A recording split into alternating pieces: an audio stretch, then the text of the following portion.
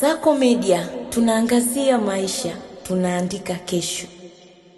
Moja kati ya tetesi zilizovutia zaidi wakati wa dirisha la usajili la Januari ilikuwa ni uwezekano wa Cole Palmer kujiunga na Manchester United. Hakukuwa na matarajio ya kweli kwamba dili lingeweza kukamilika katikati ya msimu, lakini kiwango kikubwa cha mjadala kuhusu tetesi hiyo kilifanya iwe vigumu kupuuzia kabisa. Mara nyingi penye kelele nyingi huwa kuna ukweli nyuma yake. Chelsea bila shaka hawangependa iwe hivyo. Klabu ilichukua hatua za haraka kuzima uvumi huo kwa kusisitiza wazi kwamba hakuna uwezekano wowote wa Palmer kuondoka. Hata hivyo, si kila mtu ndani ya tasnia ya soka ameafiki ujumbe huo. Vyanzo vingi vya ndani vinaamini kwamba hii si tetesi ya kawaida tu, bali ni jambo linalostahili kuangaliwa kwa umakini zaidi. Inawezekana kabisa kuwa Chelsea hawana nia ya kumuuza Cole Palmer, huku pia ikawa ni kweli kwamba Manchester United wanaanza kujenga mpango wa muda mrefu wa kuhusu uwezekano wa kumpata Cole Palmer.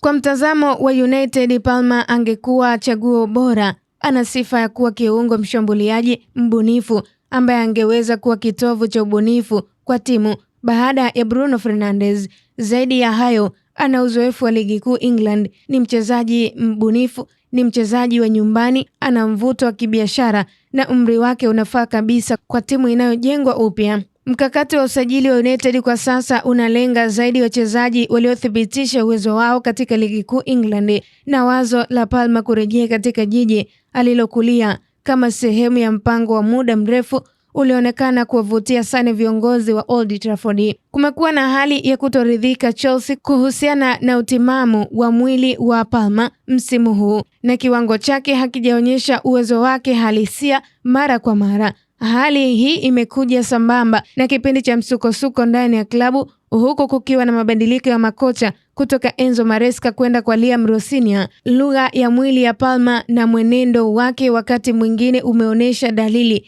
za mchezaji ambaye hayuko katika hali ya utulivu kamili, jambo linalosababisha baadhi ya watu kuhisi kwamba huenda hajisikii vizuri sana kuishi London na anaikosa Manchester alikokulia. Picha za utotoni zikimuonesha Cole Palmer akiwa ni shabiki wa Manchester United zimeibuka tena mitandaoni, huku uhusiano wake na Wilcox ukiongeza uzito wa uvumi huu katika kipindi ambacho United wameanza kufikiria hatua yao ya kufuata maendeleo. Taarifa zinasema kwamba kuna uwezekano wa kweli siku moja Cole Palmer akacheza Manchester United. Changamoto hasa ni kwamba lini hilo linaweza kutokea. Chelsea wataendelea kusisitiza kwamba mchezaji huyo hauzwi na hakuna dalili ya kwamba msimamo huo utabadilika hivi karibuni, lakini soka la kisasa hubadilika haraka sana. Kwa hiyo wazo la Palmer kuhamia Old Trafford siku zijazo ni jambo ambalo bado linapaswa kuangaliwa kwa jicho la wazi. Pindi tu Bruno Fernandes atakapoondoka, United